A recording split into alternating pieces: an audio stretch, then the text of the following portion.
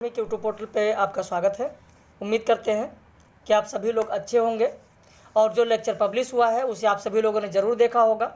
कल हम लोगों ने बात किया था दिनकर की रचना संस्कृति के 4 अध्याय और वो वीडियो पब्लिश किया गया था। जैसा कि आप सभी लोग, सभी व्यूवर्स जितने हमारे भी हैं, सभी लोगों को यह पता होगा कि जब भी नया बैच प्रारंभ होने वाला होता है तो प्रारंभ के 1-2 वीडियो पब्लिश ज़रूर होते हैं, ताकि बहुत सारे लोग डेमो के लिए कहते हैं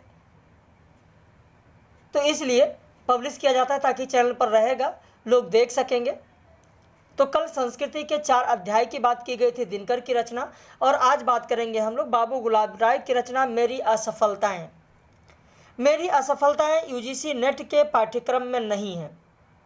आज रविवार है, यूजीसी नेट की कक्षाएं थी नहीं,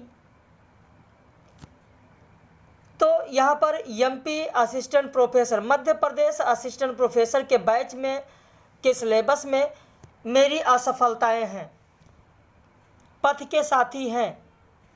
तो ये सारी चीज़ें जितनी भी हैं वो मैंने कराया है लोगों को। और आज जो बचा हुआ था मध्य प्रदेश असिस्टेंट प्रोफेसर के पाठ्यक्रम में मेरी असफलताएं बाबू गुलाब राय की रचना, उसी पर आधारित आज की ये विस्तृत कक्षा है और यह भी वीडियो पब्लिश है। बाकी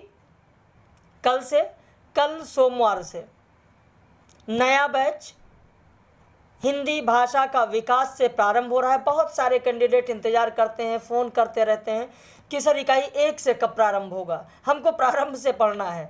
तो प्रारंभ से अगर पढ़ना है तो फिर वो दिन आ गया है। कल से सोमवार से नया बैच प्रारंभ हो रहा है जिसके लिए एडमिशन जारी है। और कल मैंने एक वीडियो पब्लिश किया था कि शुल्क में विशेष छूट रखी गई है, वैलिडिटी उसकी बढ़ा दी गई है, लाइफ टाइम कर दी गई है और यह छूट केवल आज रविवार तक है।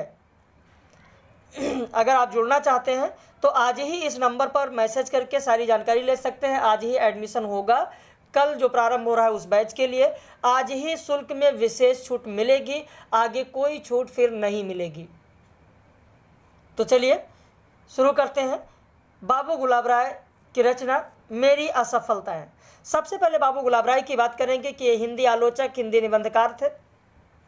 1888 ईस्वी में इटावा, उत्तर प्रदेश के इटावा में इनका जन्म हुआ था। इनकी माता कृष्ण की उपासिका थीं, सूर कबीर के पदों का गायन करती थीं। इनकी रचनाएं दार्शनिक और साहित्यिक थीं। आत्मकथा इनकी है मेरी असफलताएं। कई जगह आपको देखने को मिलेगा कि मेरी असफलताएं निबंध में कहीं कहीं आपको लिखा मिल जाएगा, लेकिन ये मेरी असफलताएं इनकी आत्मकथा है। इनकी माता कृष्ण की उपासिका थी, ये ध्यान रखिएगा। और अच्छा, आप लोगों में से जितने भी व्यूअर्स हैं, जितने भी लोग देख रहे हैं, क्या आप लोगों में से किसी को पता है कि बाबू गुलाब राय की माता का क्या नाम था?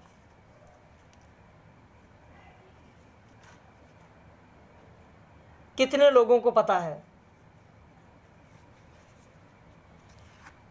चलिए कमेंट करके ज़रूर बताइएगा। देखते हैं कि कितने लोग बताते हैं। अपनी प्रतिक्रिया आप लोग ज़रूर व्यक्त कीजिएगा। 1935 में साहित्यिक संदेश पत्रिका का संपादन 1913 ईस्वी में इन्होंने शांति धर्म रचना लिखी और इसी वर्ष 1913 में ही मैत्री धर्म लिखा। इनकी जो रचनाएं हैं जैसे कर्तव्य शास्त्र, तर्क शास्त्र, पाश्चात्य दर्शनों का इतिहास, फिर निराश क्यों, नवरस, प्रबंध प्रभाकर, निबंध रत्नाकर, विज्ञान विनोद, ये बहुत सारी इनकी रचनाएं हैं।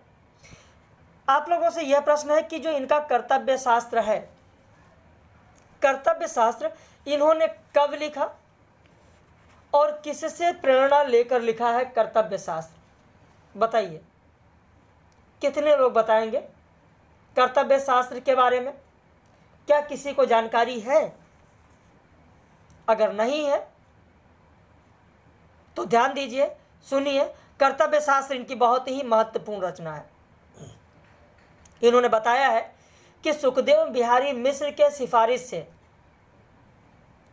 मुझे मनोरंजन पुस्तक माला में कर्तव्य शास्त्र लिखने को मिला। मुझे वियोगी हरि ने लोकमान्य तिलक का गीता रहस्य सुनाया था। गीता रहस्य किताब तो आपको पता होगा, लोकमान्य तिलक का है गीता रहस्य, जो तिलक ने जेल में रहकर लिखा था गीता रहस्य। तिलक ने जो गीता रहस्य लिखा था, इस गीता रहस्य को, तिलक के गीता रहस्य को वियोगी हरि ने बाबू गुलाब राय को सुनाया। बाबू गुलाब राय कह रहे हैं कि वियोगी हरि ने लोकमान्य तिलक की गीता रहस्य सुनाया, तभी मेरे मन में यह धारणा हुई कि भारतीय दृष्टिकोण से कर्तव्य शास्त्र लिखा जा सकता है। ऐसे ही फिर निराश क्यों, फिर निराश क्यों रचना इन्होंने कब लिखा, कितने लोगों को पता है? भाई आप सभी लोगों को यह याद होगा कि फिर निराश क्यों यह रचना बाबू गुलाब राय की है। बहुत ज़्यादा से ज़्यादा हो जाएगा तो फिर निराश क्यों में कुल कितने निबंध संकलित हैं, यह हमारे बहुत सारे व्यूअर्स को याद होगा। चलिए 21 निबंध संकलित हैं। लेकिन क्या आपको यह पता है कि फिर निराश क्यों बाबू गुलाब राय ने कब लिखा और क्यों लिखा, किससे प्रेरित होकर लिखा? क्या कौन सी ऐसी बात थी कि जिससे प्रेरणा लेकर, जिससे प्रभावित होकर उन्होंने लिखा फिर निराश क्यों? चलिए मैं आपको पूरा विस्तृत बता रहा हूं। देखिए, एक एक तथ्य जब आप ध्यान रखेंगे, एक एक कहानी के रूप में आप ध्यान रखेंगे तो कभी भी आप भूलेंगे नहीं। फिर निराश क्यों की जब बात आती है तो उन्होंने बताया है कि एक समय था जब भारत विनय नाम सुना है?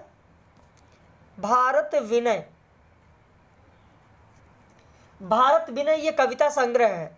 किसका कविता संग्रह है, जानते हैं कोई? भारत विनय कविता संग्रह है मिश्र बंधुओं का। भारत विनय मिश्र बंधुओं का कविता संग्रह है, मिश्र बंधुओं का कविता संग्रह है। तो बाबू गुलाब राय कहते हैं कि जब भारत विनय कविता संग्रह मिश्र बंधुओं का प्रकाशित हुआ तो इसकी आलोचना भारत मित्र पत्रिका ने किया। भारत मित्र पत्रिका, यह भी नाम सुना होगा आपने, भारत मित्र पत्रिका।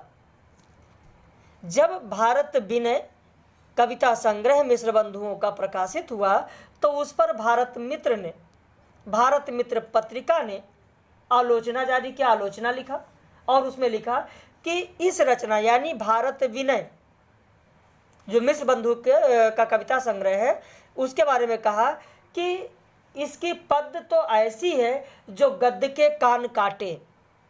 भारत मित्र ने आलोचना में लिखा कि इसका गद्य तो ऐसा है, इसका पद तो ऐसा है जो गद्य के कान काटे। तो बाबू गुलाब राय कहते हैं कि उसी समय मेरे मन में बात आई कि मैं क्यों ना ऐसा गद्य लिखूं जो पद का कान काटे, यानी जस्ट उसका उल्टा। और इसी से प्रेरणा लेकर मैंने लिखा फिर निराश क्यों। अब तो आपको याद रहेगा। फिर निराश क्यों में जो 21 निबंध संकलित हैं उनमें से कुछ निबंधों के नाम मैं चाहूंगा कि आप लिख लें। फिर निराश क्यों निबंध संग्रह में जो 21 निबंध संकलित हैं उनमें से कुछ का नाम मैं बताऊंगा, 6-7 नाम जो कि बहुत ही महत्वपूर्ण है, लिख लीजिए। जैसे मनुष्य की मनुष्यता, लिख लीजिए, कॉपी पेन आपके पास होना चाहिए। मैं बार बार आप लोगों को समझाता हूं कि जब भी मेरा लेक्चर देखने बैठें तो कॉपी पेन लेकर बैठें।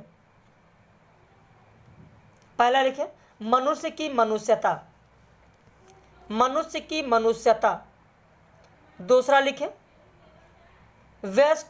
समष्टि व्यष्टि, दूसरा समष्टि व्यष्टि। तीसरा लिखें, यह क्रम से नहीं है, 3 1 2 3 करके मैं ऐसे लिखा, 5-6 नाम लिखा दे रहा हूं क्योंकि ऐसे पहला है विनीत प्रार्थना है, दूसरा है संपादकीय विवेचन, तीसरा है प्रकथन, चौथा है आशा। तो इस तरीके से उनका क्रम है, लेकिन मैं ऐसे आपको लिखा दे रहा हूं महत्वपूर्ण जो है वो। तो आपने लिख लिया मनुष्य की मनुष्यता, समष्टि व्यष्टि। तीसरा लिखिए हमारा कर्तव्य और हमारी कठिनाइयाँ, हमारा कर्तव्य और हमारी कठिनाइयाँ, हमारा कर्तव्य और हमारी कठिनाइयाँ। चौथा लिखें सौंदर्योपासना, सौंदर्योपासना। पांचवा लिखें कुरूपता, कुरूपता। छठा लिखें विश्व प्रेम और विश्व सेवा। छठा लिखें विश्व प्रेम और विश्व सेवा। सातवां लिखें अपूर्ण की पूर्णता। अपूर्ण की पूर्णता। अपूर्ण की पूर्णता। आठवां लिखें कर्म योग की मोक्ष। कर्म योग की मोक्ष। बस 8 लिख लीजिए, हैं तो पूरे 21 लेकिन 8 लिख लीजिए। कर्म योग की मोक्ष। एक बार फिर से बता दें, मनुष्य की मनुष्यता, समष्टि व्यष्टि, हमारा कर्तव्य और हमारी कठिनाइयाँ, सौंदर्योपासना, कुरूपता, विश्व प्रेम और विश्व सेवा, अपूर्ण की पूर्णता, कर्म योग की मोक्ष। लिख लिया आपने। बाकी आगे जो रचना है जैसे नवरस है, प्रबंध प्रभाकर है, निबंध रत्नाकर है, विज्ञान विनोद है, हिंदी साहित्य का सुबोध इतिहास है। संक्षिप्त इतिहास हटा दीजिए, हिंदी साहित्य का सुबोध इतिहास है। वैसे सुबोध इतिहास से भी आपको बहुत सारी जानकारियां मिलेंगी। जब इनका हिंदी साहित्य का आप सुबोध इतिहास पढ़ेंगे तो सुबोध इतिहास में इन्होंने प्रारंभ में बहुत सारी चीज़ें बताई हैं। इन्होंने ये बताया अपने हिंदी साहित्य के सुबोध इतिहास में कि अवधि के तहत जायसी आते हैं और ब्रजभाषा के तहत सूर आते हैं, सूरदास। खड़ी बोली के तहत अमीर खुसरो आते हैं, पंचमेल भाषाओं के तहत कबीर आते हैं, राजस्थानी भाषा के सन्निकट मीराबाई आती हैं, बुंदेलखंडी शब्द का बाहुल्य केसों में मिलता है। तो इस तरीके से बहुत सारी महत्वपूर्ण जानकारियाँ आपको हिंदी साहित्य के सुबोध इतिहास में, इनके सुबोध इतिहास में मिल जाएगा। सुबोध इतिहास में तो इन्होंने यह तक बताया है कि सूरदास के पिता का नाम रामदास बताया गया है। 84 वैष्णवन की वार्ता के आधार पर बताया गया कि सूरदास सारस्वत ब्राह्मण कहे गए हैं और इनके पिता का नाम रामदास है। तो ये बहुत सारी जानकारियां आप देखेंगे तो हिंदी साहित्य के सुबोध इतिहास में बताई गई हैं। सुबोध इतिहास के ही आधार पर उसमें जो आलोचना लिखी गई हैं, उन आलोचनाओं पर आधारित मैंने प्रश्न कराया है, जहां पर आप देखेंगे कि बिहारी सत्यसई की भूमिका में पदम सिंह शर्मा ने कहा कि बिहारी की कविता शक्कर की रोटी है, जिधर से तोड़ो मीठी है। तो बहुत सारी चीज़ें मैंने आप लोगों को बताया है और ये हिंदी साहित्य के सुबोध इतिहास में आपको मिल जाएगा। सुबोध इतिहास में आपको मिल जाएगा। और इसके बाद आगे हम लोग बात करते हैं इनकी जो और रचनाएं हैं। और रचनाओं में जैसे आप देखेंगे मेरी असफलताएं, सिद्धांत और अध्ययन, काव्य के रूप, हिंदी काव्य विमर्श, साहित्य समीक्षा, हिंदी नाट्य विमर्श, कुछ उथले कुछ गहरे, हिंदी कविता और रहस्यवाद, ठलुआ क्लब। वैसे ठलुआ क्लब तो आप सभी लोग जानते होंगे। ठलुआ क्लब के बारे में आप सभी लोगों ने सुना होगा। ठलुआ क्लब की भूमिका किसने लिखा है? ठलुआ क्लब की भूमिका किसने लिखा है? ठलुआ क्लब की भूमिका नहीं पता है तो लिख लीजिए, मुंशी प्रेमचंद। ठलुआ क्लब की भूमिका मुंशी प्रेमचंद ने लिखा है। ठलुआ क्लब का शीर्षक किस रचना से है पता है? देखिए आप लोग, अब वो समय नहीं रहा जैसा आप लोग याद किए हैं साधारण कि ठलुआ क्लब किसकी रचना है। याद कर लिया बाबू गुलाब राय की, बस काम हो जाएगा।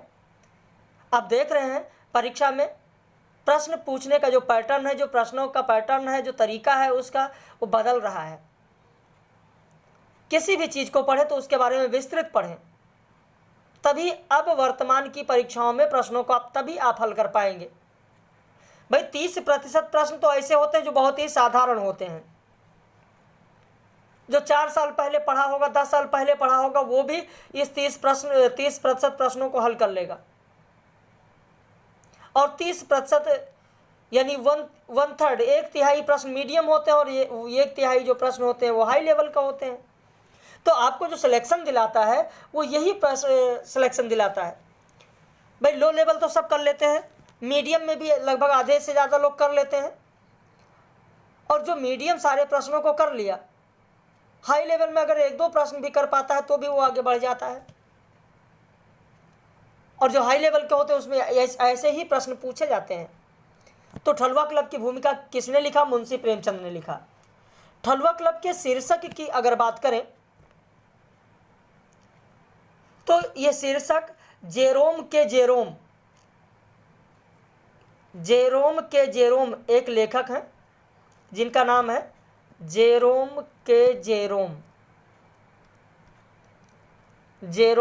जेरोम।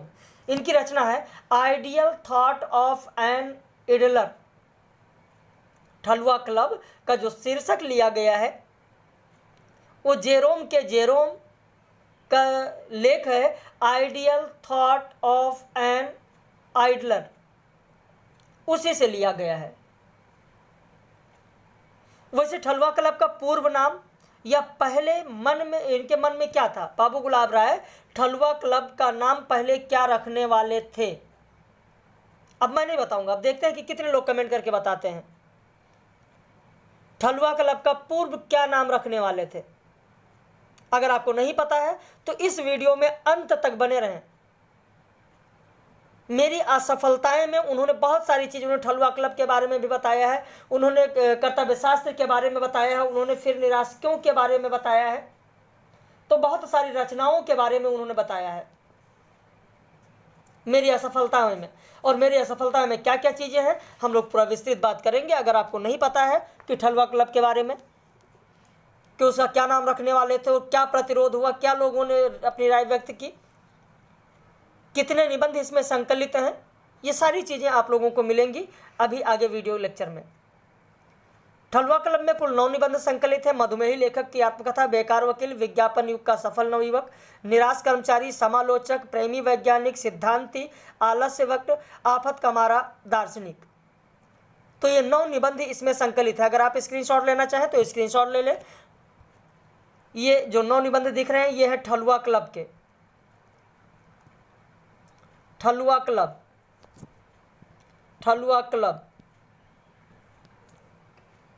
ये जो 9 निबंध आपको देख रहे हैं ये ठलुआ क्लब के हैं, ध्यान रखिएगा, स्क्रीनशॉट ले लीजिए। बाकी ये पीडीएफ तो हमारे जितने भी मेंबर्स हैं पेड मेंबर्स उनको तो पहुंच ही चुका है।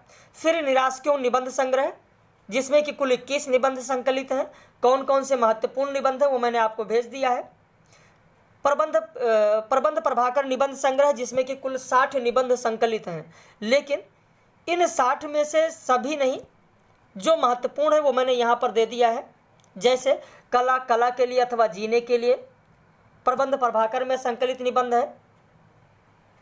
सत्यम शिवम सुंदरम, गद्य और पद्य का सापेक्षिक महत्व, साहित्य में अपने समय के जातीय भावों की छाप होती है, समाज पर साहित्य का प्रभाव, एको रस करुण एवं सभ्यता के विकास के साथ कविता का ह्रास होता है, ताजमहल की आत्मकहानी, भक्ति की रीति निराली है।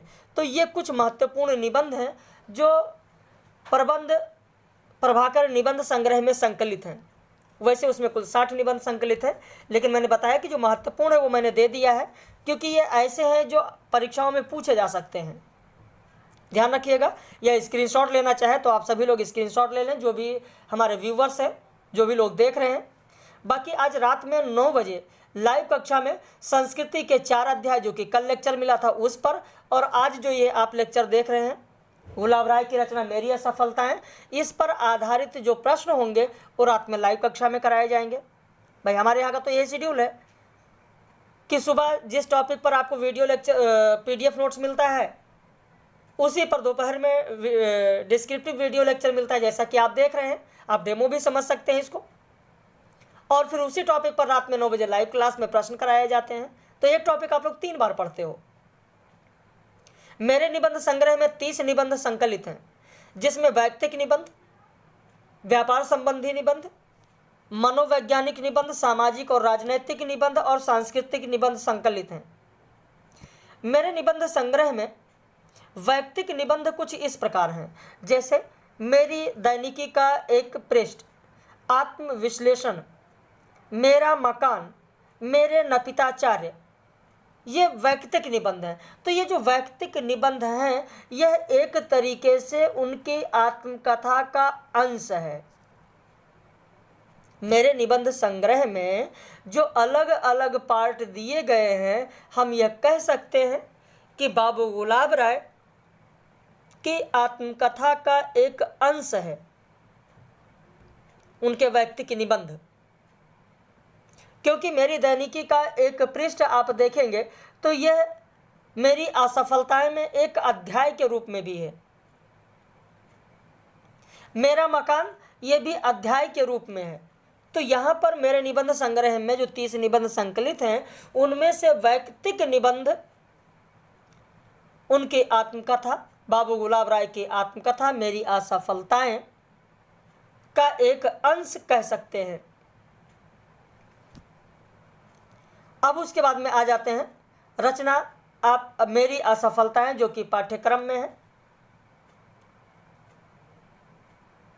यहां पर जो मुख्य चीज है, ध्यान रखिएगा, बहुत ही गौर से सुनिएगा। पूरी किताब आपको पढ़ने की जरूरत नहीं है। अक्सर देखा गया है कि जब जब पाठ्यक्रम में कुछ बदलाव होता है, नई चीजें डाली जाती हैं,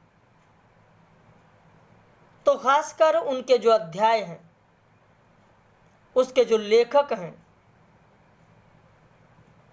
या जो विषय वस्तु है, या किस विधा की रचना है, इस पर ज्यादा प्रश्न पूछे जाते हैं।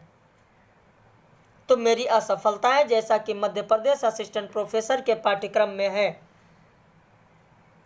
तो यहां पर आपको अध्यायों का नाम ध्यान रखना है। साधारण रूप से अध्यायों का जो नाम दिया गया है वो कुछ इस तरीके से दिया गया है, लेकिन इस अध्याय में क्या है वो आगे ब्रैकेट में पूरा लिखा गया है, और यही मिलान के लिए परीक्षा में प्रश्न पूछा जा सकता है। पूरा पढ़ने की जरूरत आपको नहीं है। हाँ, लेकिन जो कुछ महत्वपूर्ण चीजें हैं वो अभी आगे हम चर्चा करेंगे।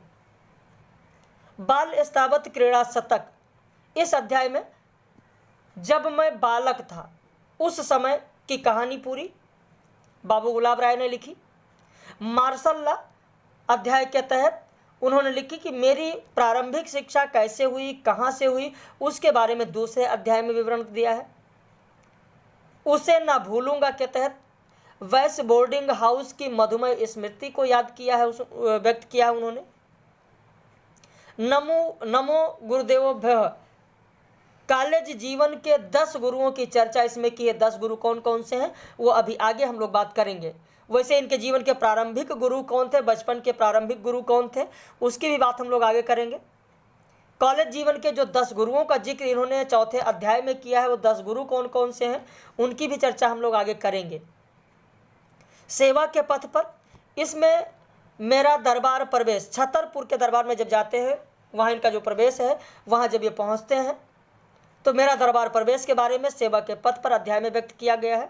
सेवा धर्म परम गहनो योगिना मत्स्यगम के बारे में के अध्याय में इन्होंने छतरपुर में रहकर, छतरपुर में मेरे 18 वर्ष यानी छतरपुर के में बिताए गए अपने 18 वर्ष के जीवन की कहानी इन्होंने 6ठे अध्याय में दिया है।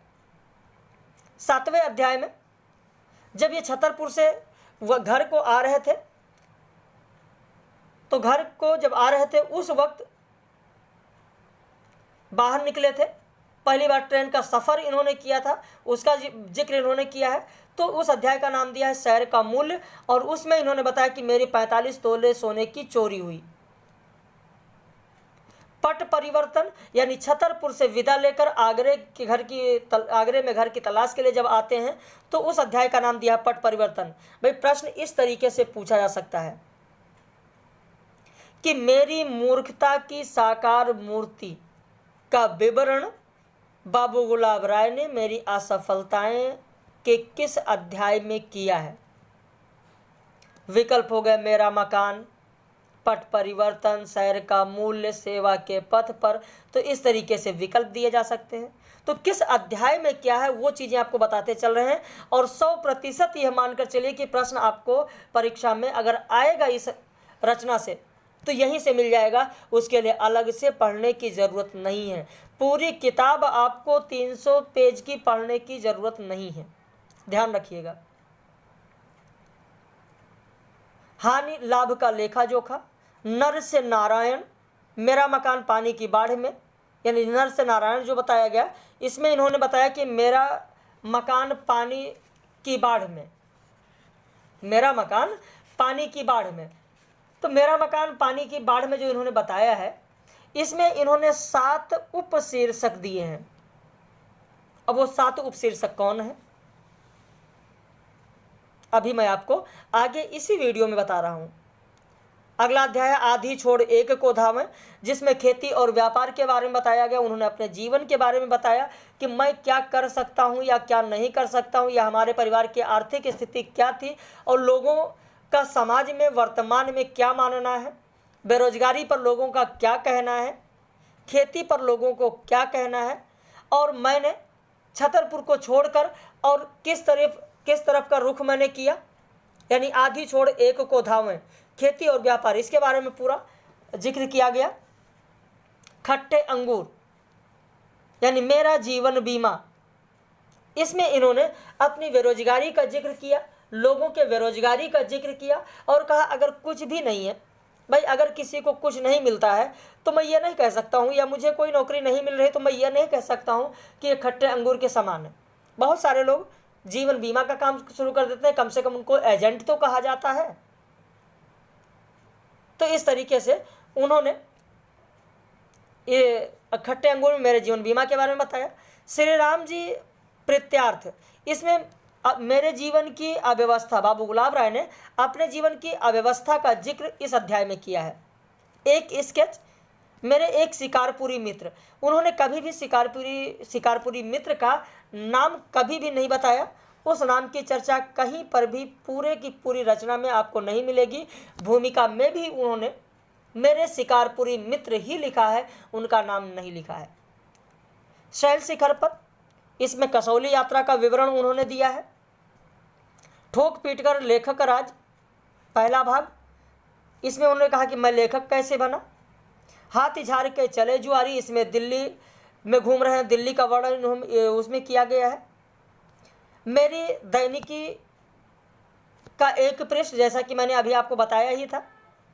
ठोक पीट कर लेखक राज 2, जिसमें उन्होंने बताया कि मैं कहानी और कविता क्यों ना लिख सका। ठोक पीट कर लेखक राज 3, मेरी कलम का राज। और 3 परिशिष्ट इस रचना में है। पहला परिशिष्ट है चोरी कला के रूप में, दूसरा परिशिष्ट है कंपोजिटर स्रोत, और तीसरा परिशिष्ट है शरीरम व्याधि मंदरन। तो इस तरीके से इस रचना के ये पूरे के पूरे अध्याय हैं। अब इसमें जो महत्वपूर्ण चीज़ें हैं, आइए उसकी बात कर लेते हैं। सबसे पहले देखते हैं कि मेरी सबसे उन्होंने कहा है पहले ही अध्याय में, क्योंकि पहले ही अध्याय से हम लोग शुरू करते हैं, भूमिका से शुरू करते हैं। तो उन्होंने क्रीड़ा शतक, बाल स्थावत क्रीड़ा शतक, यानी जब मैं बालक था, उसी में इन्होंने बताया कि मेरी सबसे बड़ी असफलता ये है कि मैं बसंत पंचमी से एक दिन पहले पृथ्वी को भाराक्रांत किया। मेरा जन्म इटावा के छपैटी मोहल्ले में हुआ था। अब यहीं से आपके लिए प्रश्न यहाँ से भी बनना शुरू हो रहा है कि किस मोहल्ले में जन्म हुआ था, इटावा के किस मोहल्ले में? तो इटावा के छपैटी मोहल्ले में जन्म हुआ था। पिता भवानी प्रसाद मिश्र का तबादला मैनपुरी में हुआ और मैनपुरी के लोग धोखेबाज कहे जाते थे। वहाँ के बारे में एक पंक्ति भी उन्होंने कहा कि पहले ये पंक्ति भी बहुत ही प्रचलित थी कि मैनपुरी बगल में छुरी, खाएं सतुआ बतावें पूरी। सतुआ मतलब सत्तू, समझ रहे होंगे ना, और पूरी मतलब पूड़ी। तो मैनपुरी के लोगों के बारे में कहा इन्होंने कि कहावत बहुत ही प्रसिद्ध थी पहले कि मैनपुरी बगल में छुरी, खाएं सतुआ बतावें पूरी। तो मैनपुरी के नामकरण के बारे में भी उन्होंने बताया कि मैनपुरी के पास एक धारा नगरी पहले थी और उस धारा नगरी के राजा का नाम था मैन और उसी के नाम पर मैनपुरी नाम पड़ा। घर का वातावरण उन्होंने बताया कि धार्मिक था। हमारी जो माता थी वह माता कृष्ण की उपासिका थी। वह सूरदास और कबीर के पद गाया करती थी। मुझ पर प्रहलाद की कथा का बड़ा प्रभाव था। भेड़िए को मैं भेड़ का बच्चा कहा करता था। सुखराम बढ़ई के नीम के पेड़ के नीचे चबूतरे पर मुझे रामायण सुनना अच्छा लगता था। बचपन में अंधा बनकर भीख मांगने का अभिनय करता था। हमारे आरंभिक शिक्षक थे लालमणि। आरंभिक शिक्षक कौन थे, ये आपको ध्यान देना है। और ये आपसे पूछा जा सकता है परीक्षा में कि आरंभिक शिक्षक का नाम बताइए, तो लालमणि। और वहीं पर उन्होंने जिक्र किया कि पाठशाला में एक बालक टीकू था जो रामायण अच्छी तरीके से पढ़ लेता था। मेरे कॉलेज जीवन के 10 गुरु की जो बात की गई, वो 10 गुरुओं का नाम दिया गया: Krishnalal Mishra, W.T. Mulligan, N.C. Nag, major O'Donnell, T.C. Jones, Charles Dobson, Beni Madhav Sarkar, John Mangru Raju, doctor Hutley और इरिक। तो यह नाम इन्होंने अपने 10 गुरुओं का नाम दिया है। नर से नारायण अध्याय में इन्होंने 7 उपशीर्षक के तहत चर्चा की है। 7 उपशीर्षक कौन से हैं? वरुण महाराज की कृपा, घर या तालाब, अंधेपन, तमसामृत, नूह की किश्ती की खोज, भीगे नैनों के सामने, टिटहरी प्रश्न, जगवीती। अच्छा, टिटहरी प्रश्न आप लोगों में से कितने लोग जानते हैं? जितने भी लोग लेक्चर देख रहे हैं वो बताएं, टिटहरी प्रश्न कितने लोग जानते हैं? कहाँ पर उल्लेख है टिटहरी प्रश्न का, किस धार्मिक ग्रंथ में? बताएंगे आप लोग, प्रतिक्रिया व्यक्त करेंगे अपने लोग, या मैं बताऊं? चलिए मैं बता रहा हूं, लेकिन पता था या नहीं ज़रूर आप लोग अपनी प्रतिक्रिया व्यक्त करें, बताया करें, क्योंकि बताने से, आपके कमेंट करने से यह चीज़ ज़रूर पता होती है कि आप लोग कितनी ईमानदारी से, मेहनत से, लगन निष्ठा के साथ लगे हुए हैं। ये चीज़ें पता चलती हैं, या क्या चीज़ें आपको पता है, क्या नहीं पता है। तो इस तरीके से आप लोग अपनी प्रतिक्रिया ज़रूर व्यक्त किया करें, वीडियो को लाइक किया करें। और ये वीडियो पब्लिश वीडियो है, जो भी वीडियो पब्लिश रहता है सभी के लिए रहता है। उस वीडियो को आप सभी लोग ज़्यादा से ज़्यादा शेयर किया करें। वैसे हमारे बहुत सारे मेंबर्स हैं, बहुत अच्छे हैं। मैं देख रहा हूँ कि फेसबुक पर बहुत सारे मेंबर्स हैं जो हमारे इस वीडियो को, जिस वीडियो में मैंने कहा है उस वीडियो को फेसबुक पर मैंने देखा लोग खूब शेयर करते हैं। व्हाट्सएप के स्टेटस पर भी मैंने देखा खूब लगा लेते हैं, शेयर करते हैं। तो खैर, आप लोग बहुत अच्छे शिष्य कह सकते हैं आप लोगों को कि जिस तरीके का आप लोग कार्य करते हैं, जैसा कि बताया जाता है, कहा जाता है, और उतना पालन आप लोग करते हैं। तो आज भी उम्मीद करते हैं कि आप लोग ज़रूर करेंगे, कि इस पब्लिश वीडियो को ज़्यादा से ज़्यादा शेयर करेंगे, ताकि और भी आपके जो साहित्य के साथी हैं उनको भी मदद मिल सके। तो टिटहरी जो प्रयत्न है, ये महाभारत में एक कथा है कि एक टिटहरी थी जिसने समुद्र को खाली करने का प्रयत्न किया। यानी टिटहरी ने चोंच से समुद्र खाली करने का साहस किया था, यानी अपने चोंच से पानी भर भर के और उसे खाली करने का साहस किया था टिटहरी ने। और ये उस समय की बात है जब वहाँ पर बरसात का पानी भर गया था। नर से नारायण अध्याय में जो 7 उपशीर्षक हैं उसमें बाढ़ की चर्चा की गई है। वैसे बाढ़ बहुत पहले की है, बाढ़ सन 36 की है, लेकिन पेपर में आया है 41 में। और उसी लेख को लेकर इन्होंने कहा है कि सन 36 की बाढ़ है, लेकिन सन 41 में मैं इसे पढ़ रहा हूँ, इतने दिन बाद ये छपा हुआ है। तो वही बाढ़ की जिक्र हो रही है। तो ये कह रहे हैं कि ठीक वही हाल हमारे यहाँ का था। हम लोगों ने थाली से, बाल्टी से, और बहुत सारे लोग थे जो घर को खाली करने की कोशिश कर रहे थे, घर में पानी को खाली करने की कोशिश कर रहे थे, टिटहरी प्रयास कर रहे थे, लेकिन जितना निकालते थे उतना फिर से आ जाता था। और फिर इसी में उन्होंने कहा कि अगले दिन अगस्त ऋषि का यांत्रिक अवतार। अच्छा, अगस्त ऋषि का यांत्रिक अवतार किसे कहा गया है? अगस्त ऋषि का यांत्रिक अवतार कहा गया है फायर ब्रिगेड का पंप। जो फायर ब्रिगेड की गाड़ियाँ आती हैं उसमें जो पंप लगे होते हैं, जैसे फायर आग कहीं लगी होती है, पंप के द्वारा पानी से मारकर बुझाया जाता है, या बहुत ज़्यादा बाढ़ है या कहीं पानी भरा है तो पंप द्वारा खींचा जाता है। तो अगस्त ऋषि का यांत्रिक अवतार बताया गया फायर ब्रिगेड का पंप। कहते हैं कि अगले दिन अगस्त ऋषि का यांत्रिक अवतार फायर ब्रिगेड का पंप टन टन करते हुए आया और वो भी कुछ नहीं कर सका।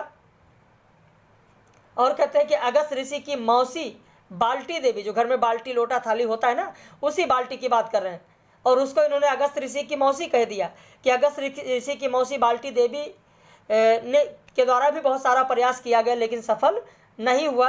और ये मेरी ही बीती नहीं थी, ये जग बीती थी। हमारे आसपास के जितने भी लोग थे, जितने भी घर थे, सभी में यही आलम था।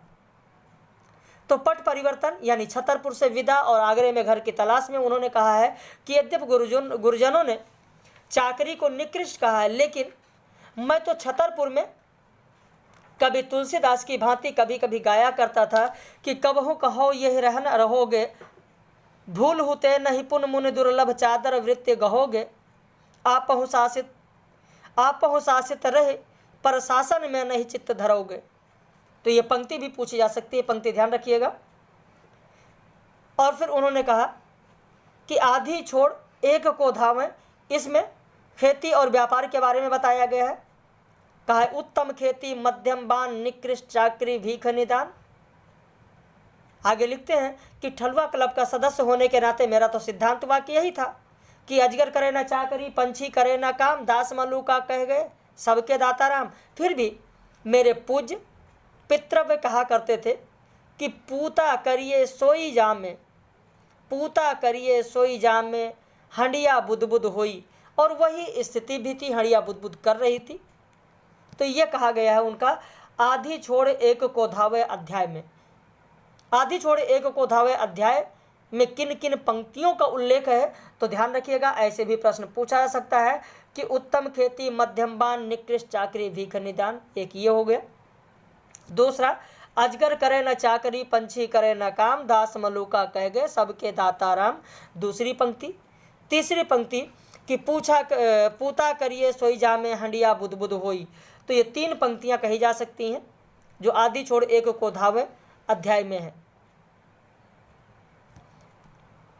मैं लेखक कैसे बना, इस अध्याय में उन्होंने बताया कि जब, जैसा कि अभी मैंने प्रारंभ में चर्चा किया था कि फिर निराश क्यों, इन्होंने कैसे लिखा, किससे प्रेरणा लेकर लिखा और इसका संपादन किसने किया, तो शिवपूजन सहाय ने किया। मैं लेखक कैसे बना, इसमें इन्होंने बताया कि भारत विनय नाम का मिश्र बंधुओं की कविताओं का संग्रह निकला, तो उसकी आलोचना भारत मित्र में लिखा गया कि इसकी पद तो ऐसी है जो गद्य के कान काटे। और उसी समय मेरे मन में बात आई कि मैं गद्य ऐसी लिखूं जो पद का कान काटे, और इसी की प्रेरणा से मैंने फिर निराश क्यों लिखा और इस पुस्तक का संपादन शिवपूजन सहाय ने किया। जो भी स्क्रीनशॉट लेना चाहें स्क्रीनशॉट ले सकते हैं। ये जानकारी जो दी गई है वो जब आप पूरी रचना पढ़ेंगे, एक एक लाइन पढ़ेंगे, तब जाकर ये सारी चीज़ें निकल कर सामने आएंगी। तो आपको 300 पेज 350 पेज पढ़ने की ज़रूरत नहीं है, आपको चीज़ें बनी बनाई मिल रही हैं। जो भी चीज़ें बताई जा रही हैं कम से कम ईमानदारी से आप उसे तो पढ़ लीजिए। और अगर ईमानदारी से उसे आप पढ़ लेते हैं, जो भी चीज़ें आपको दी जा रही हैं, तो ये मैं 100% कहता हूं कि आप सफल होकर ही रहेंगे, सफलता आपके कदम चूमेगी। लेकिन तब जब आप मेहनत करेंगे, जितनी चीज़ें हम बताएंगे उसको आप फॉलो करते चलेंगे तब। तो इस चीज़ का जरूर आप लोग ध्यान रखें। श्री सुखदेव बिहारी मिश्र की सिफारिश से मुझे मनोरंजन पुस्तक माला में कर्तव्य शास्त्र लिखने को मिला। मुझे वियोगी हरि ने लोकमान्य तिलक का गीता रहस्य सुनाया था, तभी से मेरी धारणा हो कि भारतीय दृष्टिकोण से कर्तव्य शास्त्र लिखा जा सकता है। ठलुआ क्लब के बारे में उन्होंने बताया कि ठलुआ क्लब के शीर्षक का सुझाव जेरोम के लेख आइडियल थॉट ऑफ एन इडलर से हुआ था, और मैंने यह पुस्तक चिरसंगनी सैया देवी को समर्पित की। ये भी बहुत ही महत्वपूर्ण है कि ठलुआ क्लब पुस्तक किसे समर्पित है। ठलुआ क्लब पुस्तक किसको समर्पित है, तो संगनी सैया देवी को समर्पित है। इसका शीर्षक किस रचना से लिया गया, तो जेरोम का लेख आइडियल थॉट ऑफ एन इडलर से लिया गया। ठलुआ क्लब की भूमिका किसने लिखी, मुंशी प्रेमचंद ने लिखी। मैं अपनी किताब ठलुआ क्लब का नाम ठलुआ नवरत्न रखता। ठलुआ नवरत्न क्यों, अब आपके मन में यह सवाल उठता होगा कि ठलुआ नवरत्न क्यों? तो ठलुआ नवरत्न इसलिए क्योंकि इसमें 9 लेख हैं। जैसा कि मैंने अभी प्रारंभ में आपको बताया कि मधुमेही लेखक की आत्मकथा 1, 9 कौन कौन से हैं मैंने अभी आपको बताया है कि पहला मधुमेही लेखक की आत्मकथा, दूसरा बेकार वकील, तीसरा विज्ञापन युग का सफल नवयुवक, चौथा निराश कर्मचारी, पांचवा समालोचक, छठा प्रेमी वैज्ञानिक, सातवां सिद्धांती, आठवां आलस्य भक्त और नौवां है आफत का मारा दार्शनिक।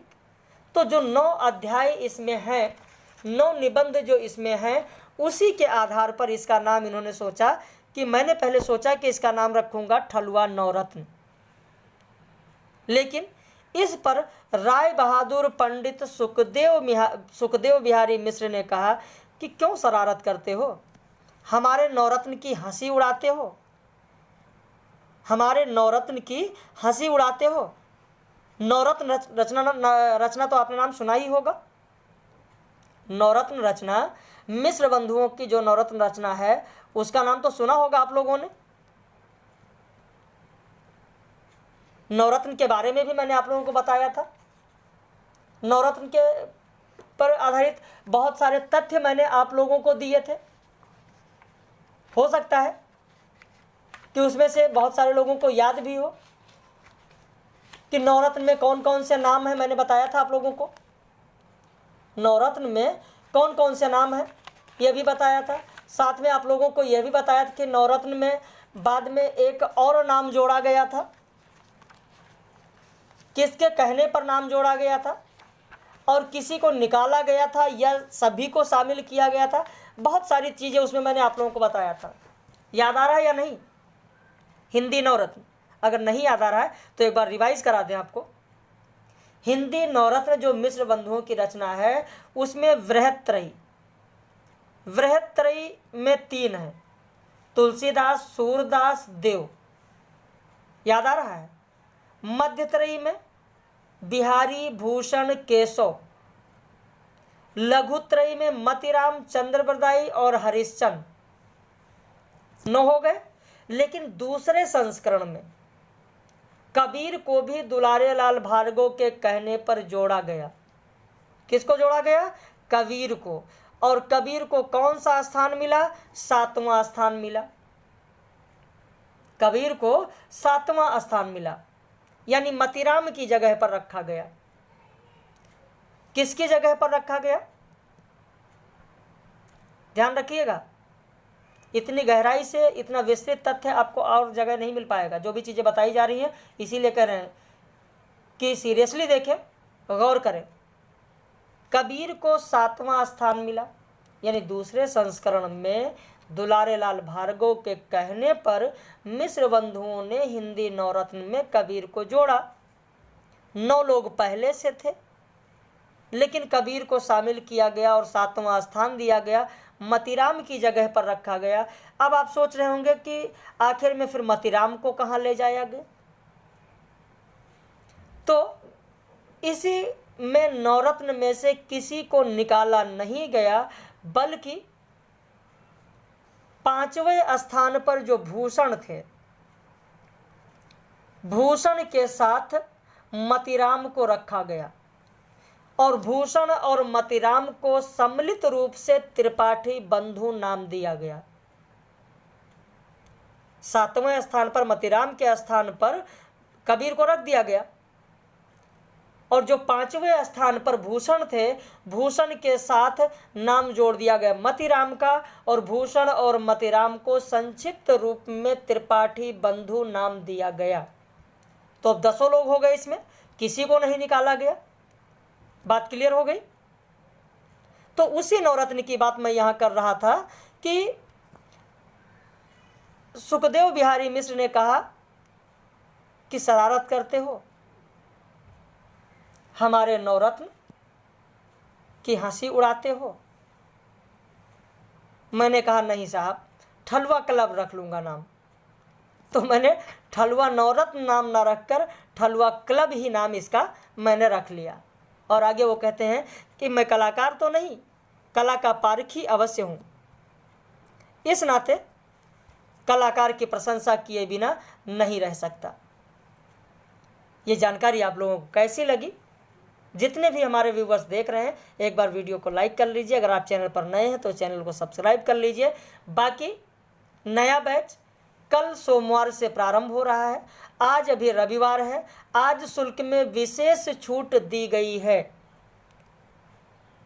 बैच में ड्यूरेशन दिया गया है लाइफ टाइम।